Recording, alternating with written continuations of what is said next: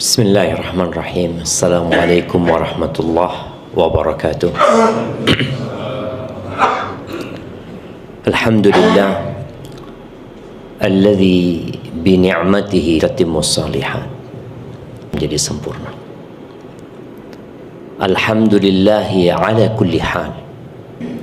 Semua kebaikan yang kita rasakan adalah berasalkan dari Allah, dan keburukan yang menimpa kita karena diri kita sendiri. Allahumma wa rasulika sayyidina wa maulana Muhammadin wa ala alihi wa. Di antara rukun iman ya, dan kita harus iman kita jadi berantakan ketika Jibril menjumpai Nabi alaihi salatu wasallam di Masjid Nabawi dalam rupa manusia yang tidak ada yang mengenalnya. Tapi yang mengherankan, orang ini tidak dikenal, tapi orang ini juga tidak kelihatan musafir.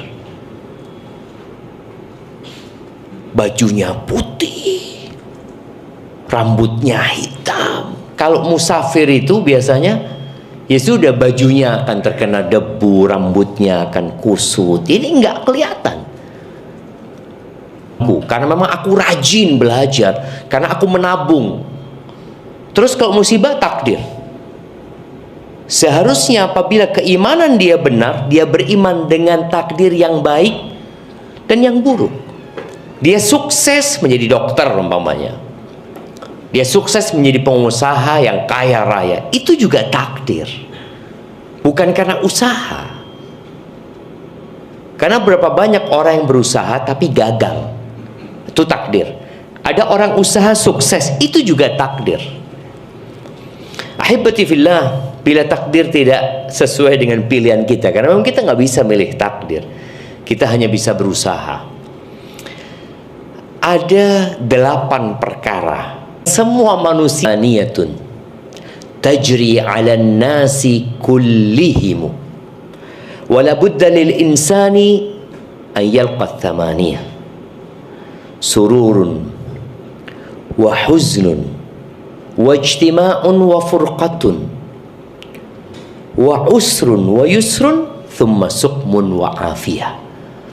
Jadi ingat, ada 8 perkara yang akan dilewati sama manusia, dan semua manusia akan menghadapinya. Yang pertama apa? Sururun. Surur itu artinya kegembiraan. Ada yang belum pernah gembira dalam hidupnya? Kita sepakat, semua pernah merasakan kegembiraan. Yang kedua, wahuznun, sedih, kesedihan. Siapa yang belum pernah sedih dalam hidupnya? Anda kasih hadiah. Sepakat kita ya. Kita pernah semua merasakan kegembiraan dan kesedihan. Yang ketiga, wajtima'un wa furqah, perkumpulan. Siapa yang tidak pernah kumpul sama teman-temannya, sama keluarganya? Semua pernah merasakan itu, SD, SMP, SMA. Setelah itu wafurqatun, perpisahan. Siapa yang tidak merasakan perpisahan? Semua merasakan. Sudah, kita sepakat dengan 4 hal. Taib, yang kelima mungkin nggak sepakat. Yang kelima, wa usrun wa yusrun, kesulitan. Siapa yang tidak pernah merasakan kesulitan dalam hidupnya? Baik dalam masalah pekerjaan, masalah belajar, masalah keluarga, tidak pernah merasakan kesulitan. Semua pernah merasakan itu. Wa yusrun, dan kemudahan. Siapa yang hidupnya sulit terus? Coba angkat tangan. Saya Ustaz, repot tuh uripe. Tidak ada. Semua pernah merasakan kesulitan dan kemudahan. Bahkan Allah sudah membuat keputusan, fa inna ma'al usri yusra. Inna ma'al usri yusra. Maka sesungguhnya bersama kesulitan ada kemudahan. Sesungguhnya bersama kesulitan ada kemudahan. 6. Sepakat semua pernah merasakan? Taib. Yang ketujuh, sukmun, sakit. Siapa yang dalam hidupnya tidak pernah sakit? Saya tidak pernah, Ustaz. Sampai saat ini sehat terus. Semua pernah merasakan sakit, sakit perut, sakit kepala, cantengan. Ono yang cantengan di sini. Ada dia merasakan sakit, sakit gigi ya, sariawan, pokoknya semua pernah merasakan itu. Makanya kalau ada orang yang dia sakit kemudian melihat orang lain sehat, orang itu juga pernah merasakan sakit gitu loh. Jangan pernah berpikir aku tok sing loro iki. Wong ndak ono sing loro loh. Semua orang pernah merasakan sakit. Sampai Nabi kita Muhammad alaihi salatu wassalam sakit, jemaah. Beliau sakit gitu loh. Wa afiyah, sembuh. Siapa yang tidak merasakan sembuh dalam hidupnya? Tidak pernah ana waras, Ustaz.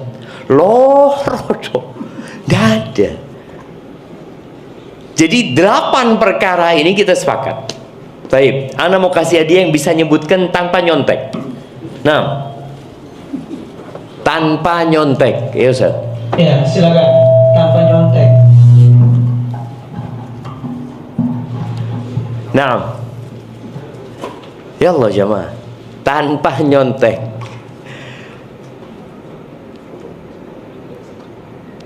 8 perkara yang kita akan menjumpai dan semua orang menjumpai 8 perkara itu.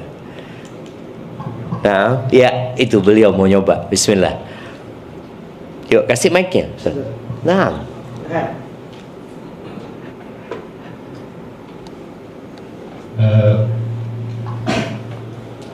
Boleh berurutan itu? Ini kan berlawanan kan, lawanannya nggak apa-apa, nggak berurutan nggak apa-apa, tapi lawanannya harus berlawan karena gampang kalau mengambilkan lawanan.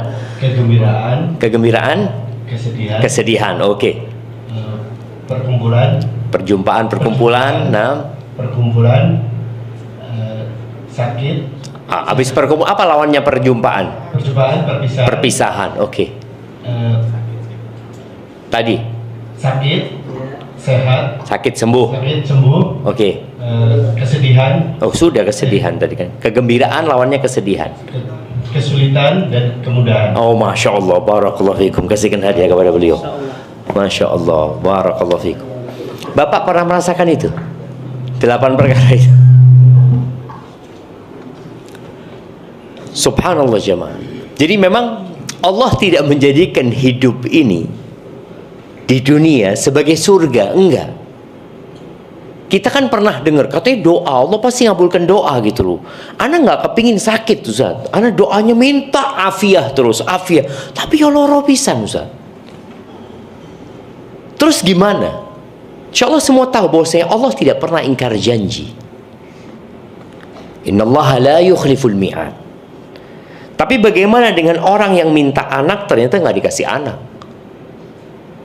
Orang yang minta sehat ternyata sampai mati sakit, tidak pernah sehat. Dia keluar dari rumah sakit jenazahnya, padahal doanya minta sehat. Dan Allah berjanji, dan Allah tidak pernah ingkar janji.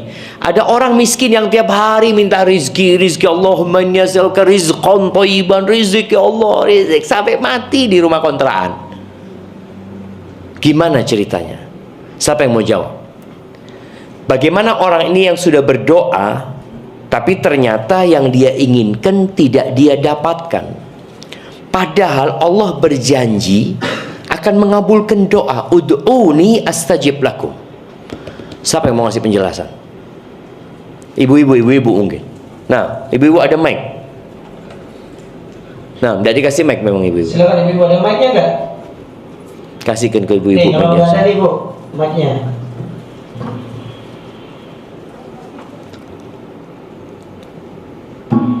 Dapat hadiah Ustaz? Loh, dapat hadiah, masih banyak hadiahnya di sini. Masih banyak. Kalau habis nanti tambah lagi di tuan rumah. Silakan ibu ada.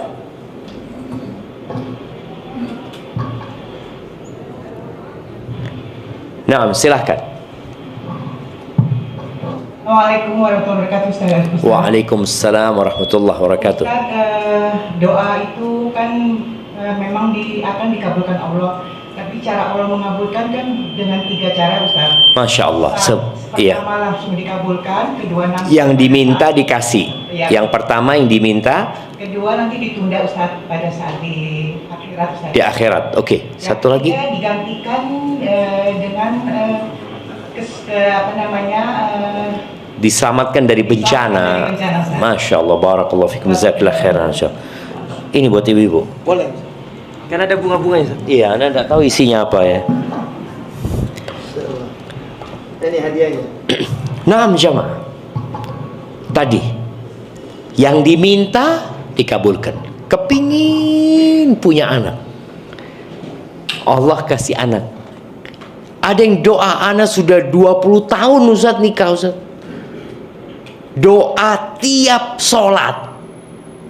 Kalau tiap sujud dia sholat, dia berdoa. Subuh berapa kali dia berdoa minta anak? 4 kali. 4 kali sujud. Ya. Zuhur 8 kali. Asar 8 kali. Berapa wes? 20 jemaah. Ya. Betul 20? Oh. Maghrib 6 kali. 26. Isya 8 kali. 34 kali setahun kali 20 tahun. Doa terus dia sama. Minta anak, minta anak. Rabbi habli minas salihin, Rabbi habli minas salihin, Rabbi habli min ladunka dzurriyyatan thayyibah, innaka sami'ud du'a. Udah doa. Ada orang yang sampai waktu dia putus asa, mengatakan kayaknya Allah nggak ngabulkan doaku. Ini suudzon sama Allah. Nabi Zakaria baru dikasih anak umur 100 tahun. Bayangin ya. Dalam setiap permohonannya Allah dengarkan. Cuma memang jawaban dari permintaan itu boleh jadi minta anak dikasih, boleh jadi dipalingkan dari musibah yang setara dengan doanya. Yang ketiga, dikumpulkan buat dia, disimpan. Karena kalau dikasih di dunia, boleh jadi dia berhenti berdoa. Berapa banyak di antara kita yang ketika memohon kepada Allah, permintaannya dikasih, berhenti dia doa aja. Udah selesai. Dia sakit minta sembuh, dikasih sembuh, berhenti nggak doanya? Selesai sudah sembuh saya. Coba sakitnya tetap, boleh jadi sampai mati dia berdoa.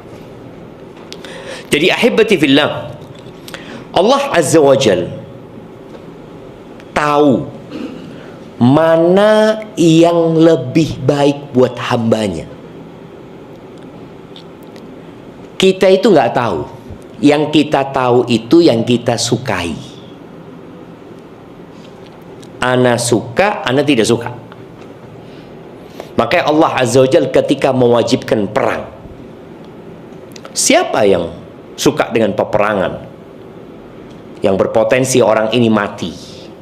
Ketika dia mati, yang jelas istrinya akan menjadi janda, anaknya akan menjadi yatim, mungkin istrinya dinikahin sama temennya nantinya.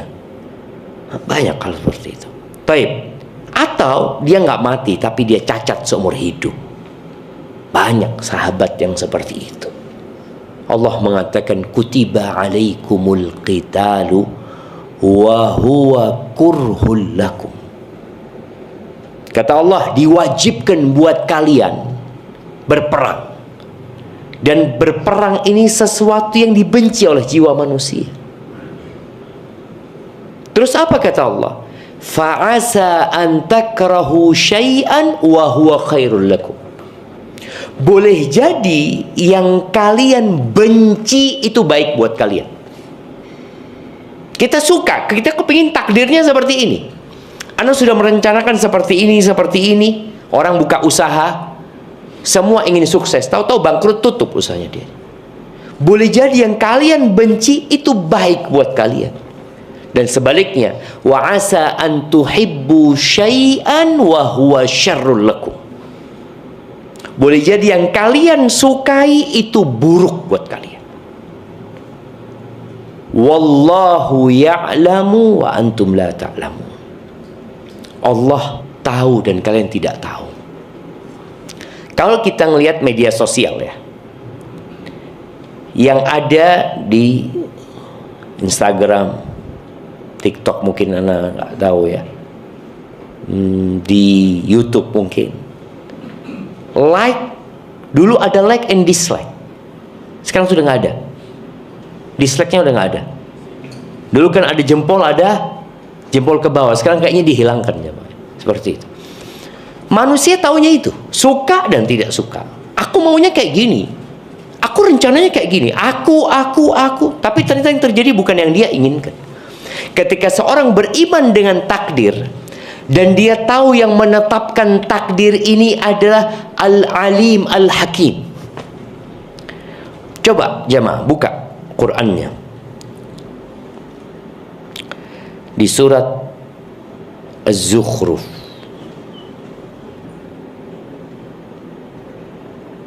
Enggak, salah, bukan Zuhruf. Surat Asy-Syura ayat 50. Nah, ayat 49 sampai 50. Supaya kita tahu kalau sesuatu yang terjadi tidak menyenangkan kita, tidak sesuai dengan yang kita harapkan, kita tetap berbaik sangka sama Allah. Di ayat 49 Allah mengatakan lillahi mulkus samawati wal ard. Milik Allah yang di langit dan di bumi. Makanya orang kalau kena musibah apa kata dia? Inna lillah wa inna ilaihi raji'un. Maka ajarkan kepada anak kita ya, kalau dia terkena musibah, nah sebutkan ini nah, dan suruh dia membaca artinya. Karena kadang-kala suruh baca itu tapi dia nggak tahu apa maksudnya. Anak punya anak tadi habis sholat Jumat nangis-nangis ya Pak, karena layangannya rusak. Buat anak itu musibah besar, karena dia kepingin sore-sore main layangan. Ini sampai rumah rusak bawah. Sini. Coba ngomong inna lillahi wa inna ilaihi raji'un.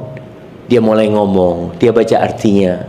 Allahumma ajurni fi musibati wa akhlif li khairan minha. Ya Allah, berikan aku pahala di musibahku dan berikan aku ganti yang lebih baik darinya. Supaya orang tahu kita ini milik Allah tuh. Layangan itu milik Allah. Mungkin buat sebagian orang tua, oh sih layangan 2.000 cuma harganya, saya bisa belikan. Tapi buat anak enggak. Makanya kegembiraannya anak sama kegembiraannya orang tua, lebih enak kegembiraannya anak. Anak-anak tuh dikasih duit 5.000. Dia tadi ngomong, "Mbak, minta duit 5.000 buat beli layangan." Berapa harganya? 2.000-an kata dia. Oke, bapak-bapak dikasih duit 2.000. Bersyukur. Tak ada. Apa 5.000? Iya loh jemaah. Kita sudah tidak menganggap itu nikmat, tapi dia menganggap itu nikmat jemaah. Jadi kegembiraan buat anak-anak itu sangat murah sekali. Sedangkan kita, sebagian kita dapat rezeki 10 juta. Perak 10 juta. Loh, perak 10 juta. Iya, biasanya 200 juta. Ya. Ketika Allah kasih kepada dia nikmat besar, akhirnya sulit dia mendapatkan kegembiraan. Jadi mahal, kegembiraan orang ini mahal. Tapi ingat tadi, milik Allah yang di langit dan di bumi. Yakhluqu ma yasha. Allah menciptakan apa yang Allah kehendaki, bukan apa yang kita kehendaki. Lalu Allah katakan, yahabu liman yasha'u inathan. Sebagian orang itu Allah kasih anaknya semua perempuan. Semuanya perempuan. Bikin lagi wedok meneng. Padahal sudah tanya sama dokter, gimana caranya dok ya, model apa supaya keluarnya laki. Sudah dicoba Wedo neng. 5 perempuan, 6 perempuan, 7 perempuan, sampai 8 perempuan. Akhirnya suaminya ini, istrinya hamil lagi, anak yang ke-9. Kata suaminya, kalau anakmu perempuan lagi nanti aku ceraikan engkau. Loh, ya apa jemaah? Emangnya yang salah suaminya apa istrinya? Kok anaknya bisa keluar perempuan? Akhirnya sudah nunggu di rumah sakit, tahu-tahu keluar perempuan jemaah. Kan sama bidannya langsung diantarkan ke dadanya. Oh sehat anaknya perempuan, lucu. Nangis ini jemaah. Ibunya ini nangis. Loh dokternya heran, kenapa kata dia, kok nangis? Nah kata suamiku, kalau anaknya perempuan lagi aku mau diceraikan sama dia katanya. Oh iya nanti gampang, aku urusin suamimu kata dia. Datang keluar, dikasih tahu suaminya. Anaknya bapak laki-laki. Oh alhamdulillah. Tapi tunggu katanya. Cuma sayang dia cacat kata dia. Mulai diem ini bapaknya.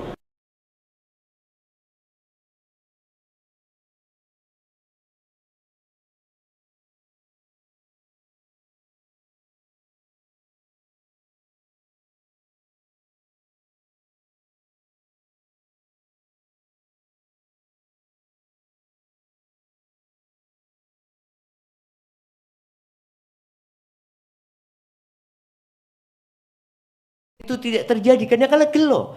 Padahal Allah kasih yang lebih baik buat dia. Maka Allah sebutkan wa yahabu liman yasha'u dzukur. Sebagian orang Allah kasih anak itu laki-laki semuanya. Sampai ibu kesel.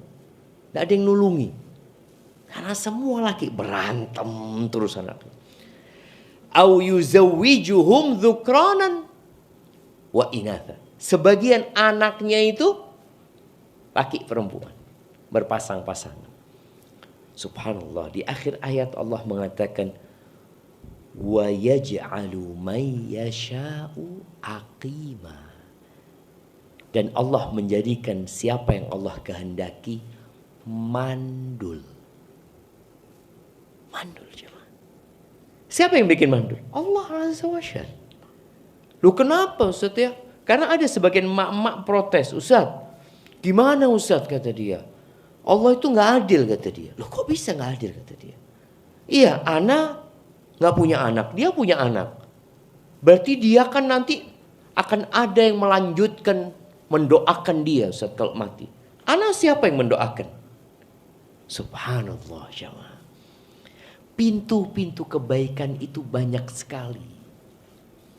Ingat, istri-istri Nabi Muhammad sallallahu alaihi wasallam semuanya nggak punya anak dari Nabi alaihi salatu wasallam kecuali Khadijah radhiyallahu anha. Ada budak Maria punya anak tapi meninggal dunia. Aisyah nggak punya anak. Hafsah nggak punya anak. Aisyah ini anaknya Abu Bakar. Hafsah ini anaknya Umar. Bapaknya itu orang soleh semua jemaah. Dijamin masuk surga. Nggak punya anak. Kemudian Zainab bintu Jahash nggak punya anak. Kemudian Ramlah anaknya Abu Sufyan nggak punya anak ya. Maimunah bintul Harith nggak punya anak. Sofia ini semua istrinya Nabi. Yang mungkin orang berpikir ya Nabi seharusnya minta langsung dikasih sama Allah Azza wa Jalla. Allah nggak ingkar janji. Artinya doanya pasti dikabulkan. Cuma jawaban dari doa tadi sudah kita bahas. 1 dari 3 hal. Allah tutup ayat ini. Innahu alimun qadir. Sesungguhnya dia Allah Azza wa Jalla maha mengetahui dan maha kuasa gitu loh. Makanya kenapa kita yang ada di ruang ini beda-beda, cuma rizkinya beda, wajahnya beda, ujiannya beda. Ada yang fulan diuji di urusan ekonomi.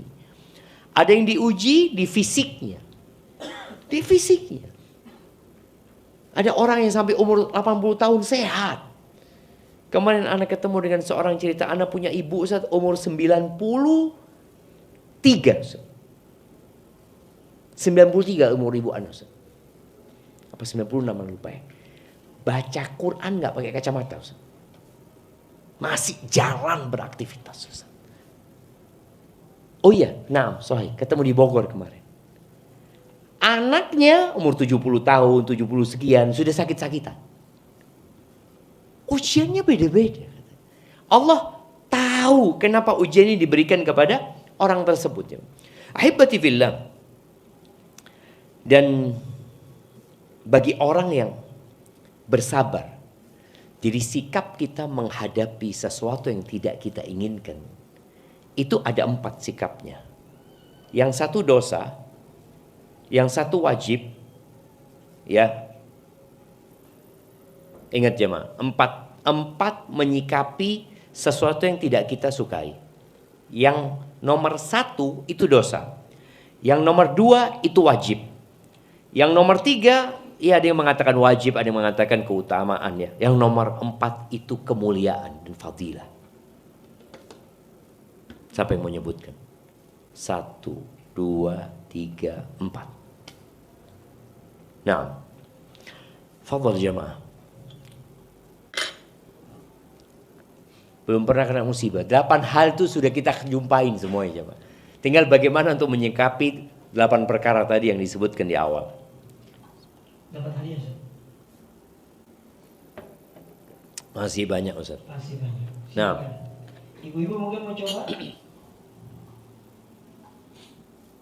Ada dari ibu? Ada? iya, Ada Bu? Oh ada. ada. Ibu-ibunya pintar-pintar semua. Oh iya. Masya Allah. Ini Bu. Soalnya muridnya Ustaz siapa dulu? Masya Allah. Iya kan? Muridnya siapa? Siapa dulu gurunya gitu kan? Nah bapak-bapak kan gak ngaji sama beliau kan? Ibu-ibunya yang ngaji. Ya Ustaz? Bapak-bapaknya sepinter kabeh Ustaz. Iya semua. Nah.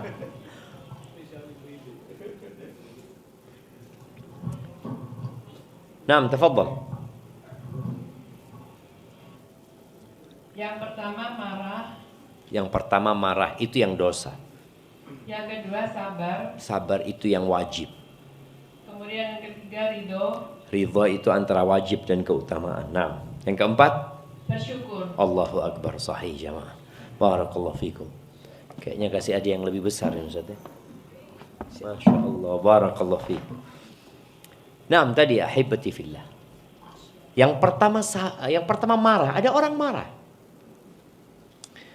Marah karena tidak menerima apa yang Allah takdirkan. Tadi tidak sesuai dengan yang dia inginkan. Ada orang yang anaknya sakit, dia bawa ke rumah sakit, ternyata meninggal dunia anaknya. Lalu mulai dia protes sama Allah. Kenapa ya Allah kau ambil anakku? Padahal aku sudah haji. Aku umroh terus, sedekahku juga banyak. Aku puasa Senin Kemis. Mulai dia sebutkan kebaikan-kebaikannya. Sebagai bentuk protes kepada Allah Azza wa Jalla. Dia lupa bahwa orang yang paling besar balanya itu adalah para nabi. Yang kalau dia dibandingkan dengan nabi, ya Allah jauh. Jadi asyaddun nasi balaan al-anbiya. Orang yang paling dahsyat balanya itu para nabi. Jadi kalau bapak-bapak merasa saya kena musibah terus sudah jatuh tertimpa tangga, oh boleh jadi engkau orang soleh.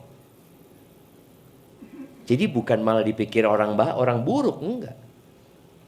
Thummal amthal fal amthal.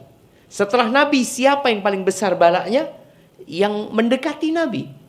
Yang mirip sama nabi ibadahnya, keimanannya. Itu. Kata Nabi SAW, yubtala rajulu ala hasabi dinihi. Seorang itu dikasih bala sesuai dengan agamanya. Kan ada di antara kita yang agama itu buat sampingan. Bahkan kadang-kala sebagian orang melihat, ya Allah Ustaz, fulan ini Ustaz tidak pernah ke masjid Ustaz, tapi soge Ustaz. Duit Ustaz. Ana Ustaz, Allahu Akbar. Sebelum adzan soft pertama Ustaz.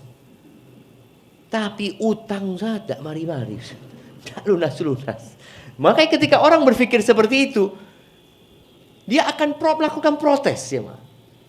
Padahal seharusnya dia memahami bahwa Nabi Musa dan Fir'aun itu yang enak hidupnya itu Fir'aun. Padahal ngaku Tuhan. Nabi Musa sulit hidupnya beliau. Bahkan dikejar-kejar oleh pasukan Fir'aun. 10 tahun gembala kambing. Demi untuk membayar mahar atas pernikahannya. Ternyata memang orang dikasih bala sesuai dengan agamanya. Fa in kana fi dinihi salb ishtadda bala'uhu. Kalau ternyata dia dalam agamanya itu kuat, keras agamanya, maka dikeraskan balanya. Nabi SAW ketika beliau sakit yang kemudian meninggal dunia.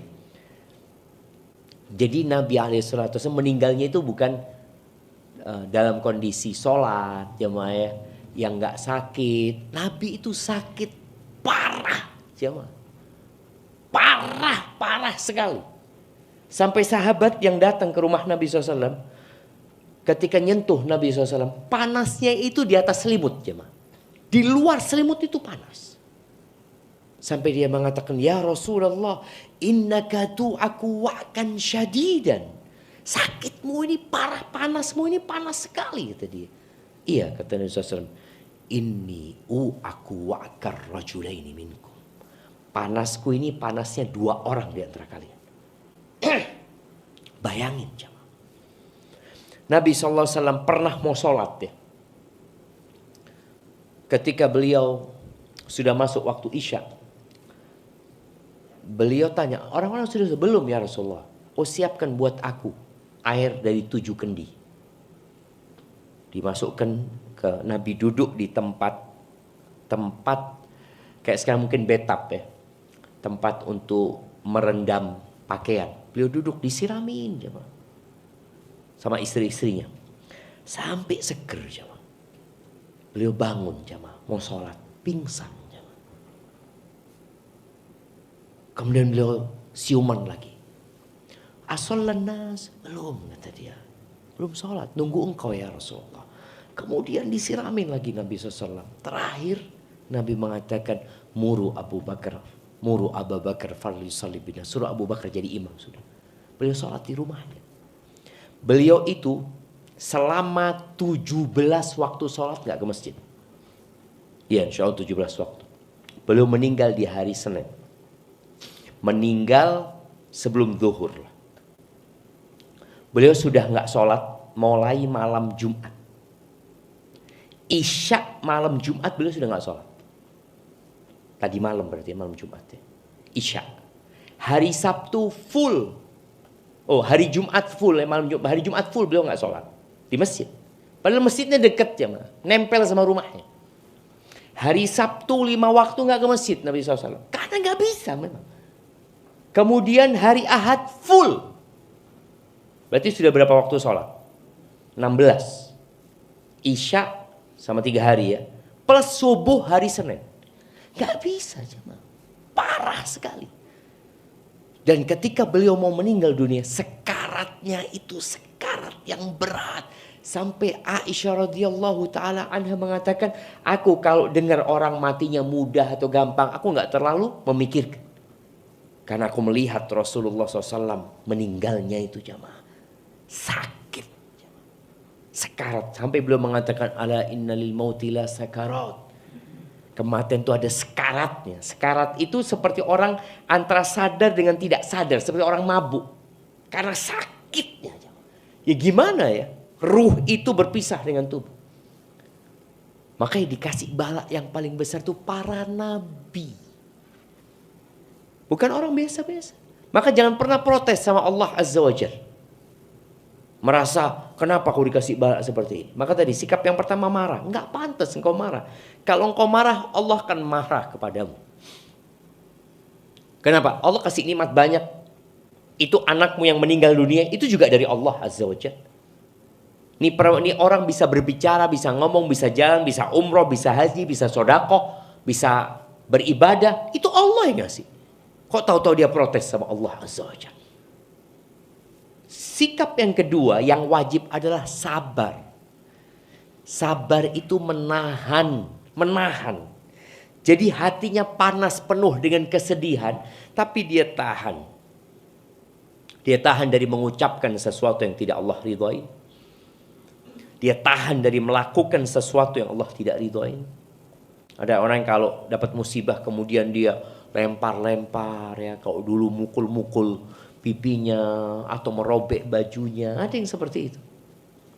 Itu orang yang tidak bersabar. Dia masuk jaza yang pertama. Baik, jadi sabar itu wajib. Dan yang wajib ini ada 3 syaratnya. Syaratnya sabar ini jamaah. Karena kalau kita membaca keutamaan orang-orang yang sabar, dapat pahala yang tidak ditakar jemaah ya. Itu sabar yang sempurna. Kalau sabarnya nggak sempurna, syaratnya kurang, ya kurang pula pahala yang akan dia dapatkan. Jadi syarat sabar itu yang pertama, lillahi ta'ala, ikhlas. Ada orang yang sabar karena malu. Mosok ustadz, nggak sabar, dilihatin orang, terpaksa dia nahan diri ya, bukan karena Allah, karena malu sama masyarakat. Dia kepingin teriak tapi ada kamera, aduh no kamera nggak jadi sudah dia. Akhirnya dia tahan dirinya, padahal bergejolak hatinya malah. Jadi sabarnya bukan karena Allah. Jadi syarat pertama ikhlas lillahi ta'ala. Yang kedua, tidak mengeluh kepada manusia. Tidak mengeluh kepada manusia. Jadi mengeluhnya kepada siapa? Kepada Allah Azza wa Jalla. Gimana Ustaz? Berarti kita nggak boleh curhat. Ya kalau bisa kita nggak curhat kecuali sama Allah, itu yang lebih utama. Ya udah. Kenapa kita mengadukan Allah kepada manusia? Sedangkan Allah Maha Pengasih dan Penyayang. Dan Allah lebih sayang sama kita daripada orang tua kita. Kenapa kita harus mengeluh sama manusia? Para ulama menyebutkan mengeluh kepada manusia ada yang boleh, tapi tetap mengurangi pahala sabar. Mengeluh ya dalam rangka mencari solusi. Saya ini sakit sudah 7 hari. Ininya sakit, itunya sakit. Mulai dia sebutkan. Bukan dalam rangka mengeluhkan Allah. Enggak. Mengadukan Allah kepada manusia. Enggak boleh. Kalau dia mengadukan Allah, seakan-akan Allah zalim sama dia, ini nggak boleh mengeluh. Tapi kalau dia mengeluh karena untuk mendapatkan solusi, ya, itu nggak apa-apa, tapi tetap mengurangi pahala sabar tadi. Ada yang mengeluh kondisi rumah tangga sama temennya, bukan mencari solusi, cuma sekedar ingin mencurahkan isi hatinya. Karena ada seorang perempuan yang dia ngomong sama anak gini. Dia ngomong, anak ini Ustaz bukan cari solusi Ustaz, kata dia. Cuma ingin mengeluarkan isi hati anak. Karena tahu Ustaz akan mengatakan sabar. Dia tahu, dia sudah tahu, alhamdulillah sudah pinter gitu kan. Cuma dia ingin mengeluarkan. Tadi kita bicara sabar. Sabar yang sempurna itu, yang lillahi ta'ala, itu mau tidak mau. Yang kedua, dia tidak mengadu kepada manusia. Tapi kalau dia pun mengadu dalam rangka mencurahkan isi hatinya, ya akan mengurangi pahala sabarnya. Tapi kalau dia ingin cari solusi, ya semoga Allah kasih solusi. Karena sejatinya yang bisa menyelesaikan hanya Allah Azza wa Jalla. Tapi yang ketiga, sabar, syarat sabar yang mendapatkan pahala sempurna ini adalah sabar inda sadmatil ula. Sabar ketika hempasan pertama. Pada waktu kejadian. Ada yang sabarnya setelah 3 hari. Iya ya. Pancene kudu sabar. Loh, wis pirang dino, wis 3 dino. Ada yang seperti itu, jemaah. Jadi dengan berjalannya waktu dia mulai menerima keadaan. Tapi di hari pertama enggak dia. Masih dia marah-marah. Masih dia. Maka yang seperti ini enggak sempurna pahala buat dia. Jadi 3 syarat sabar yang kalau terpenuhi kita akan mendapatkan wabasyiris sabirin. Berikan kabar gembira kepada orang-orang yang sabar. Itu sabar. Nahan ya. Belum. Setelah yang sabar ada tingkatan di atasnya yang namanya ridho. Jadi kalau sabar itu hatinya masih panas ya. Kalau ridho sudah dingin dia. Dia nerima sudah. Itu yang namanya ridho. Dengan takdir Allah Azza wa Jal. Ada perbedaan di antara para ulama apakah ridho itu wajib atau hanya keutamaan. Sebagian mengatakan wajib. Ridho. Tapi sebagian yang wajib itu sabar. Baik, yang terakhir yang paling puncaknya itu syukur jemaah. Gimana orang takdirnya tidak sesuai dengan keinginan dia dan dia bersyukur. Ini tingkatan yang tinggi sekali. Karena dia berbaik sangka sama Allah, pasti ada hikmahnya. Kalau yang aku pinta dikasih sama Allah, itu kan permintaanku. Tapi kalau sama Allah diganti, pasti lebih baik gantinya. Karena Allah lebih tahu mana yang lebih manfaat buat diriku. Jadi ingat, orang itu diuji sesuai dengan tingkat keimanannya. Maka tadi ketika imannya kuat, agamanya bagus, Allah tambahkan balanya. Tapi ketika imannya lemah, ya Allah sesuaikan dengan dirinya. Allah itu tahu. Terus kata Nabi SAW, "Fama yabrahul bala'u bil 'abdi hatta yatrukahu yamshi 'alal ardi wa ma 'alaihi khatiyah." Ada orang yang Allah kasih bala, yang balanya nempel sama dia. Jadi balaknya itu ya sudah, dia mau dikasih sakit, ya udah sakit sampai mati. Ada yang miskin sampai mati. Itu dia sebutkan, ada orang, ya Allah Ustaz, anak ini tiap bulan mikir untuk bayar kontrakan. Ada. Sampai meninggal dia di rumah kontrakan gitu. Terus balaknya dibawa mati. Ini balak ternyata Allah berikan kepada dia sebagai tanda cinta Allah kepada dirinya. Sehingga orang ini jalan di muka bumi gak punya dosa. Gak ono tusoni. Namun kadangkala orang itu gak sabar. Jadi ada orang yang ketika contoh nih, ada orang mungkin dikasih sakit stroke. Karena ibu Ana stroke ya. Ana jadi tahu. Jadi orang ketika stroke itu emosinya labil. Mudah marah mungkin. Seperti itu. Tapi dengan berjalannya waktu akhirnya dia bisa lebih bersabar menerima keadaan yang ada. Tapi tadi mungkin dengan berjalannya waktu sampai meninggal, dan boleh jadi memang Allah kasih bala ini untuk menghapuskan semua dosa-dosa dia. Ahibati fillah, ada seorang yang datang kepada Nabi SAW. Dia ketika datang selalu bawa anak laki-lakinya, bawa putranya. Nabi pernah tanya sama dia, "Atuhibbuhu?" Engkau cinta sama anakmu ini? Apa kata orang ini? "Ya Rasulullah, ahabbakallah kama uhibbu." Kata orang ini, semoga Allah mencintaimu sebagaimana aku mencintai putraku ini. Kayaknya ini putranya satu-satunya. Ya biasa ya, orang tua kalau punya anak laki satu, ya Allah, masih kecil lagi ya. Setelah berapa waktu, Nabi gak kelihatan sama orang itu lagi bawa anaknya. Nabi tanya alaihi salatu wassalam, "Ma fa'ala ibnu fulan?" Anaknya fulan kemana? Kata para sahabat, "Ya Rasulullah, meninggal dunia anaknya." Bayangin jangan. Maka Nabi berkata kepada bapaknya, "Ama tuhibbu an la ta'tiya baban min abwabil jannah illa wajadtahu yantadhiruka." Engkau mau enggak? Engkau suka enggak?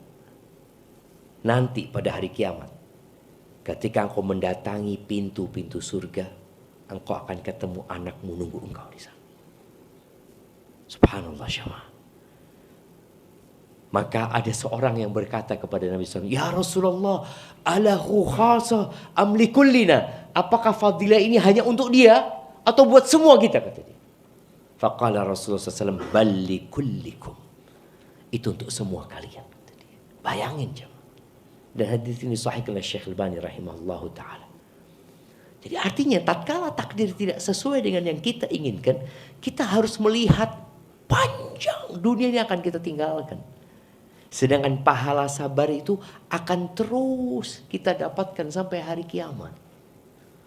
Maka hendaklah kita lebih berbaik sangka sama Allah Azza wa Jal. Takdir itu sudah ditulis. Tugas kita berusaha, tatkala takdir itu baik maka bersyukurlah. Dan tatkala takdir itu tidak sesuai dengan yang kita inginkan, bersabarlah. Kalau enggak kuat, lihatlah ternyata ada orang-orang yang lebih parah hidupnya daripada kita. Banyak jemaah. Tapi kadangkala kita membandingkan diri kita dengan yang lebih enak, lupa untuk melihat kepada yang di bawah. Sehingga kita hidup menderita. Barakallahu fiik, itu mungkin materi yang dapat Anda sampaikan. Mungkin kita masuk ke sesi tanya jawab. Anda kembalikan ke Ustaz Ana. Ya pakai punya Anda biar itu pegang. Oh gitu. Sudah.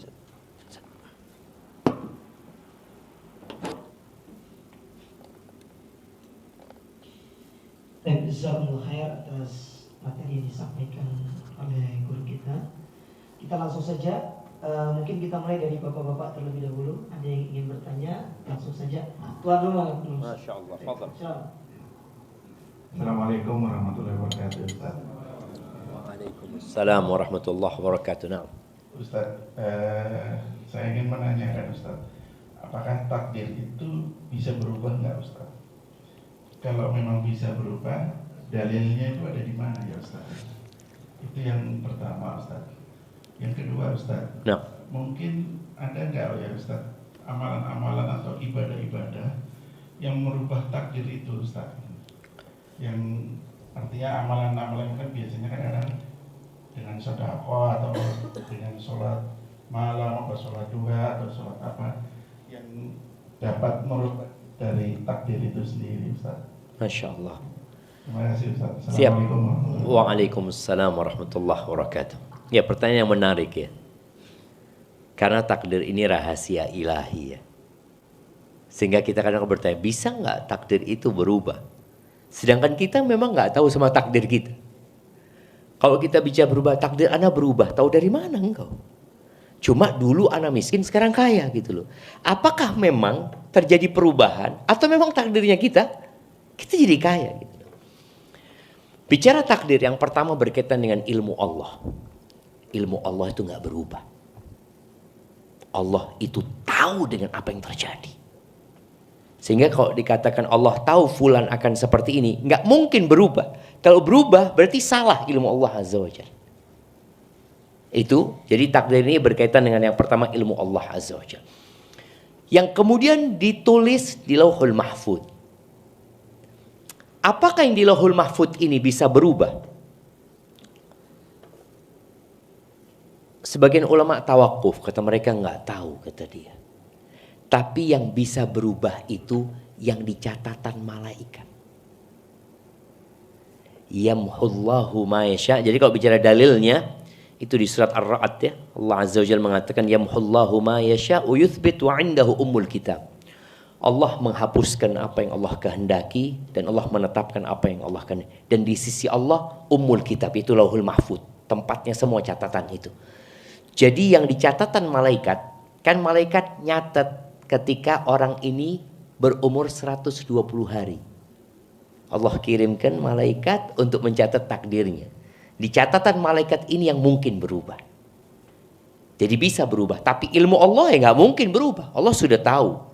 Allah tahu di antara kita siapa yang masuk surga dan siapa yang masuk neraka. Allah sudah tahu. Makanya para sahabat bertanya, Aya'lamu rabbuna ahlal jannati min ahlin nar. Apakah Allah sudah tahu siapa di antara kita ini yang masuk surga dan masuk neraka? Kata Nabi SAW, "Na'am." Allah tahu gitu loh. Allah tahu yang belum terjadi dan bagaimana nanti kalau terjadi. Allah itu sudah tahu. Kemudian para sahabat ngomong, "Fafimal amal." Kalau gitu buat apa kita beramal? Kan orang berpikir buat apa kita beramal? Kata Nabi SAW, "I'malu." Tugas kalian beramal. Takdir itu rahasia Allah Azza wa Jalla. Fakullun muyassarun lima khuliqalahu. Semua akan dimudahkan sesuai dengan catatannya. Untuk apa dia diciptakan? Kalau diciptakan sebagai penghuni neraka, karena Allah tahu fulan akan tumbuh besar menjadi orang yang nakal ya. Kemudian dia akan melakukan pembunuhan, kemudian akan melakukan ini. Itu Allah sudah tahu gitu. Kemudian dia mati nggak bertobat. Sebaliknya Allah tahu fulan ini akan lahir menjadi anak yang nakal, tapi kemudian di akhir hayatnya dia bertobat lalu dia masuk surga Allah Azza wa Jalla. Allah sudah tahu semua. Jadi yang di catatan malaikat itu yang mungkin berubah. Apa saja amalan yang bisa merubah takdir? Yang pertama doa. Makanya kenapa kita disuruh doa terus? Kata Nabi sallallahu alaihi wasallam, "La yaruddul qadha illa ad-du'a." Wala yazidu fil umri illal bir. Tidak ada yang dapat menolak takdir kecuali doa. Dan tidak ada yang menambah umur kecuali berbakti. Silaturahim. Itu yang dapat menambah umur. Jadi kalau bicara karena takdir itu rahasia Allah kita nggak tahu, maka lakukan yang diperintahkan Allah. Laksanakan yang diperintahkan Allah, jauhi larangannya. Ketika terjadi yang tidak menginginkan, bersabarlah. Itu sikap hamba manusia. Karena sebagian orang berpikir kalau memang takdir itu sudah dicatat Ustaz, ya sudah usah kerja Ustaz, kata dia. Loh, nggak bisa. Allah kasih di diri manusia itu keinginan dan kemauan. Makanya kita lihat orang itu kerja keras untuk menjadi orang sukses. Padahal dia tahu sudah ditakdirkan sama Allah Azza wa Jalla. Karena dia nggak tahu dengan rahasia Allah SWT. Orang buka usaha. Apakah dia tahu akan sukses? Nggak tahu. Tapi aku akan berusaha. Dan secara sunnatullahnya, orang kalau berusaha insya Allah sukses gitu. Tapi ternyata bangkrut dia. Maka di sini sikap dia, innalillahi wa inna ilaihi raji'un. Jadi intinya, berkaitan dengan takdir Allah Azza wa Jalla yang merupakan rahasia yang kita tidak tahu, maka laksanakan perintah, jauhi larangan, dan bersabarlah ketika mendapatkan musibah. Tapi yang jelas yang dapat merubah takdir adalah doa. Berarti siapa yang merubah takdir? Ya tetap Allah. Tetap Allah gitu. Hadza wallahu a'lam bissawab. Jazakallah Ustaz atas jawabannya.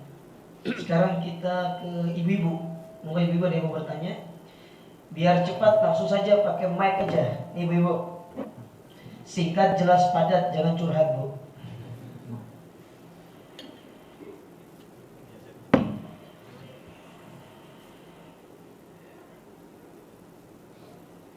Assalamualaikum warahmatullahi wabarakatuh. Waalaikumsalam warahmatullahi wabarakatuh. Terima kasih atas kesempatannya. Ustaz, saya mau tanya, kebetulan saya ini kan dokter opjin ya. Jadi pada saat saya itu selalu mengedukasi kepada pasien itu kan saya akan mengatakan bahwa yang menentukan apakah perjalanan kehidupan kita ini lancar, kehamilannya, persalinannya, anaknya soleh-soleh atau enggak itu kan takdir Allah. Makanya saya selalu minta sebelum 120 hari itu waktu yang paling afdol untuk kita itu minta terus sama Allah supaya ditulis takdir yang baik-baik untuk anak kita. Yang saya kerjakan ini sudah betul atau belum ya Ustaz? Terima kasih. Masya Allah. Warahmatullahi wabarakatuh. Waalaikumsalam warahmatullahi wabarakatuh. Alhamdulillah jemaah kita ini bahagia ya, kalau ketemu dokter-dokter yang sudah ngaji ya. Yang dia bukan hanya mengobatin pasien, tapi dia juga berusaha mengedukasi pasiennya. Karena ada satu dokter yang sohib kita dulu ya, di Jakarta rahimahullahu ta'ala, Dr. Amrullah Siregar itu. Setiap ada pasien, dia selalu jelaskan tentang takdir Allah ya. Tentang bagaimana seorang hidup di muka bumi ini. Sampai pasiennya itu ngomong, "Dok, saya ini ke dokter bukan ke ustadz." Karena dokter ini ingin menanamkan di diri pasien ini, engkau itu nggak akan sembuh kalau Allah tidak menyembuhkanmu. Mic-nya mungkin dimatikan dulu Ibu. Tolong mic-nya Ibu. Iya, mic-nya dimatikan dulu ya. Sudah. Iya, jadi yang dilakukan oleh dokter tadi, saya rasa sudah baik ya. Hanya saja jangan berpikir doanya itu sebelum 120 hari. Artinya kalau sudah 120 hari, wis sudah iso, wis. Tidak. Jangan. Artinya tetap, karena nggak ada yang bisa merubah takdir kecuali doa. Artinya doa ini sepanjang hidup. Anaknya sudah lahir, anaknya sudah besar. Apa kemudian kita berhenti doa? Sudah wis. Tidak doa lagi sudah. Lu tetap berdoa. Berapa banyak anak ya yang subhanallah mungkin buat orang tuanya anaknya durhaka. Tapi ternyata di akhir hayatnya anaknya itu jadi anak yang berbakti. Karena ada orang yang mengatakan koyo takdiri panjeni durhaka ini. Kemudian dia berhenti berdoa. Jangan. Artinya ajarkan kepada ibu-ibu tadi untuk terus berdoa memohon kepada Allah Azza wa Jal. Dan berbaik sangka kepada Allah. Karena juga boleh jadi ada anak yang umurnya hanya 1 hari. Lahir 1 hari mati. Ada yang belum lahir sudah mati. Makanya memberikan edukasi tentang iman kepada takdir ini penting kepada orang-orang seperti itu. Supaya jangan sampai dia protes sama Allah Azza wa Jalla. Dan merasa Allah gak adil sama dia. Padahal dunia ini diciptakan sebagai ladang ujian, bukan tempat untuk bersenang-senang. Barakallahu fiik. Nah. Boleh satu lagi Ustaz? Baik, tafadhali, na'am. Ya, bismillah. Assalamualaikum warahmatullahi wabarakatuh. Waalaikumsalam warahmatullahi wabarakatuh. Perkenalkan saya Bu Aziza yang tadi foto suami. Kebetulan Nah. ngajar di Universitas Airlangga sebagai dosen, dan tahun lalu ketemu sama rombongan Masya Allah, di barakallahu fiik. Jeddah tahun 2024. Nah, ini sebagai dosen itu kan dengan kalau misalnya mahasiswa itu tidak tepat waktu, otomatis marah-marah. Padahal kan 4 hal dalam menyikapi kejadian itu ada: 1, jangan marah karena itu dosa; 2, sabar wajib; ikhlas ridho keutamaan; dan 4, syukur kemuliaan. Nah, di dalam kita melaksanakan 4 hal dalam menyikapi kejadian tersebut supaya istiqomah, doa apa yang perlu kita hantarkan atau supaya 4 sikap ini melekat di diri kita, yang tidak suka marah, yang sabar, yang ikhlas ridho, dan bersyukur. Jadi ini ingin kita upayakan untuk bisa terlaksana dalam perilaku sehari-hari. Masya Allah. Matur Ustaz. Siap, barakallahu fiik. Waalaikumsalam warahmatullahi wabarakatuh. Iya, sepertinya ada satu hal yang perlu Ana jelaskan ulang ya, berkaitan dengan yang pertama, marah. Itu bukan marah kepada manusia, tapi marah kepada Allah. Jadi al-jaza itu adalah dia marah sama Allah Azza wa Jal. Dia tidak suka dengan takdir itu dan dia merasa nggak pantas dia mendapatkan hal tersebut. Jadi bukan marah kepada manusia. Jadi kalau tadi Ibu Azizah mengatakan dosen, sama Ana juga dosen ya. Ana punya sebuah aturan yang mungkin sebagian mahasiswa nggak suka. Ana punya aturan kalau dosen masuk nggak ada yang buka pintu. Jadi yang telat tuh nggak boleh masuk. Kalau di dalam nggak ada yang keluar, kecuali dosen yang keluar. Nah, Ana lakukan hal itu karena ya belajar. Dulu kita punya dosen di Madinah itu yang seperti itu, dan kita nggak suka sama dosen itu. Tapi ternyata dosen itu yang membuat kita disiplin. Dosen yang baik-baik membuat kita nggak jadi baik. Ada dosen yang kita 15 menit masuk masih boleh masuk ya. Kemudian di tengah-tengah kita izin keluar, nggak balik lagi boleh gitu ya. Itu ternyata membuat kita malah mengentengkan jemaah. Dan akhirnya itu yang Anda praktekkan. Pokoknya telat mahasiswa datang Anda ngomong sholat duha di masjid sudah. Ada yang mahasiswanya nggak paham, sholat duha terus balik lagi. Ada ngomong antum sholat duha sampai pelajaran selesai. Dan mungkin itu lebih baik buat antum daripada antum di kelas. Soalnya ketika dia datang telat membuat suasana di kelas akhirnya ya pecah lagi anak-anak. Dia ngelewatin yang lainnya, ini itu. Jadi yang dimaksud dengan marah tadi adalah marah kepada Allah Azza wa Jalla. Marah karena yang kita inginkan kita tidak dapatkan. Adapun kita marah kepada manusia, marah kepada anak kita, marah kepada anak didik kita, itu ada yang boleh dan ada yang tidak boleh. Jadi kalau marah dalam rangka mendidik, Nabi SAW kadang-kala marah sama sahabatnya. Tapi marah bukan untuk dirinya. Pernah ada sahabat pakai cincin dari emas. Dicabut sama Nabi, dilemparkan. Ya'midu ahadukum ila jamratin minan nar. Ada di antara kalian yang sengaja ambil bara api neraka diletakkan di tangannya. Dibuang sama Nabi SAW. Jadi ada kondisi marah yang di tempatnya. Yang gak boleh adalah marah yang tidak di tempatnya.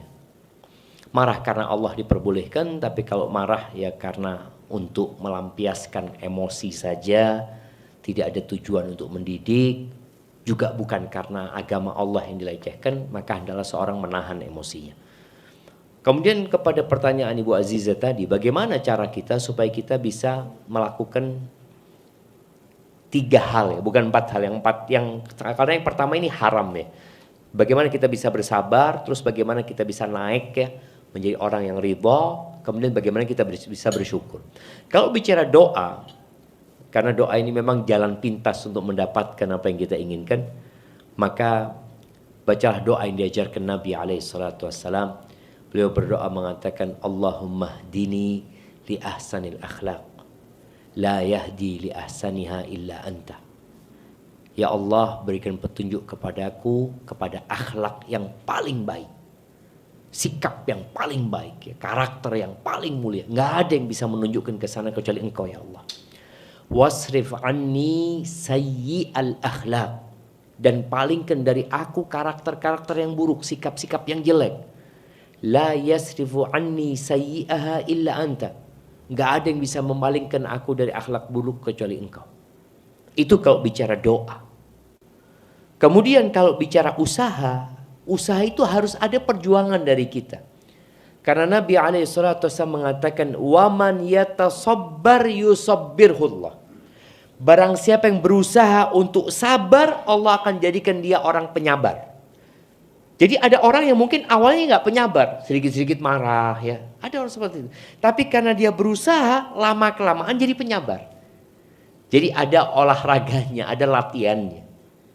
Latihan untuk bersabar. Salah satu latihan bersabar itu melihat bahwasanya ternyata nikmat Allah masih banyak gitu loh. Mamanya dia mengatakan, wah Allah, pabrik anak kebakaran. Tapi alhamdulillah tangan anak nggak kebakaran. Dia berusaha untuk menyabarkan dirinya dengan hal itu. Alhamdulillah mata anak masih ada. Ya. Jadi orang yang berusaha untuk menyabarkan dirinya, terakhir Allah jadikan dia orang penyabar. Tapi ada usaha. Jadi kalau doa mungkin salah satunya tadi doa yang biasa dibaca Nabi SAW. Kemudian kita berusaha untuk meniru gayanya orang-orang yang sabar. Apa sih yang mereka lakukan. Kemudian melihat ke bawah, tidak melihat ke atas. Insya Allah akan membuat kita bisa naik menjadi ridha. Kemudian naik menjadi bersyukur ketika kita melihat ternyata pahala dari musibah ini lebih baik daripada kalau aku gak kena musibah. Jadi mungkin dengan cara itu dia bisa lebih menjadi orang yang naik ke tingkatan ridha dan bersyukur atas takdir Allah Azza wa Jalla. Hadza wallahu a'lam bissawab. Semoga jawaban Ustadz bisa difahami insyaallah. Tapi mungkin ada berapa lagi kesempatan? Oh, Bapak-bapak mungkin ada yang mau bertanya? Tidak ada? Ibu-ibu lagi? Terakhir ibu-ibu, satu lagi. Silakan Bu. Kalau bagus pertanyaannya dikasih hadiah. Masih tiga. Ustaz. Nanti setelah itu antum yang tanya Ustaz. Silakan ibu-ibu.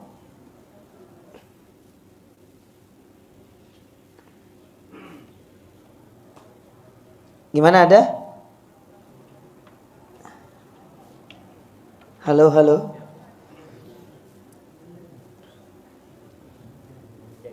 Sepertinya sudah tidak ada pertanyaan. Mungkin giliran antum yang bertanya Ustaz. Fadhal Ustaz.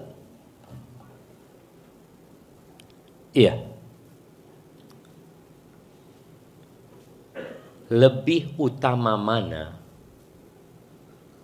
orang kaya yang bersyukur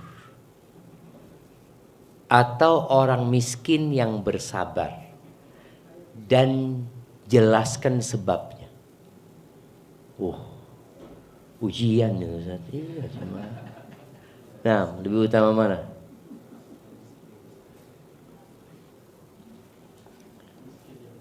Iya, yang mau jawab angkat tangan, kasih mic. Ibu-ibu aja yang jawab sudah. Nah, silakan.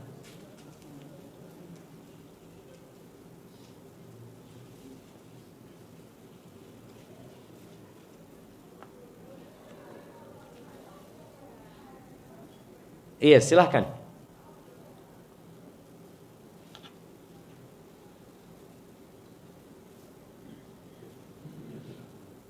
Assalamualaikum Ustaz. Waalaikumsalam warahmatullahi Lebih wabarakatuh. utama yang miskin dan bersabar. Kenapa? Kalau untuk di dunia, kalau kita suruh milih ya lebih enak milih yang kaya dan bersyukur. Kenapa yang miskin yang bersabar lebih utama? Lebih utama di akhirat ya Ustaz. Pahalanya lebih banyak karena dia bersabar. Pertama dia tadi ikhlas. Kalau dia ikhlas seperti tadi disebutin. Masya Allah, barakallah. Kita kasih hadiahnya. Alhamdulillah. Masya Allah, barakallahu fikum. Iya, sebenarnya memang terjadi perselisihan di antara para ulama panjang sekali ya. Mana yang lebih utama? Karena nanti kan akan ditimbang, jemaah.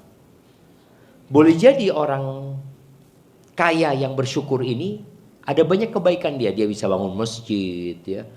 Kemudian dia bisa umpamanya berangkat haji, berangkat umroh, bisa bersedekah. Sedangkan yang miskin nggak pernah melakukan itu gitu loh. Dan sebagian ulama mengatakan enggak, orang yang bersabar. Karena dia tidak mendapatkan kenikmatan itu di dunia. Asalkan orang bersabar ini punya niat seperti orang kaya itu. Kan ada orang miskin ini, kalau saya punya uang saya akan haji juga, saya akan bangun masjid juga. Insya Allah pahalanya sama tuh seperti itu. Tapi akhirnya para ulama mengatakan mana yang lebih utama, yang paling bertakwa di antara dua orang ini. Yang paling bertakwa di antara dua orang ini. Taib. Pertanyaan selanjutnya karena masih ada hadiah. Manusia itu hanya tahu yang dia suka dan yang dia tidak suka. Padahal belum tentu yang dia sukai itu baik buat dia. Sebutkan dalilnya. Bapak-bapak, ini dia. Nah,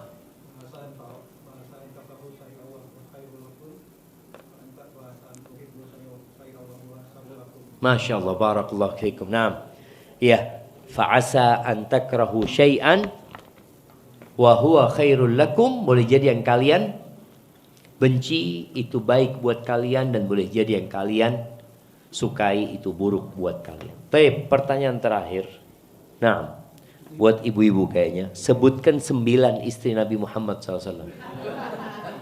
Nah, 9 istri Nabi SAW yang Nabi meninggal dunia mereka masih hidup.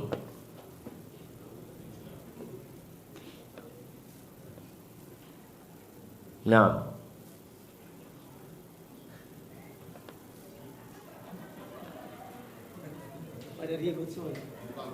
rebutan. Kalau ibu-ibu rebutan, kalau bapak-bapak kan Ada? ambil mic-nya.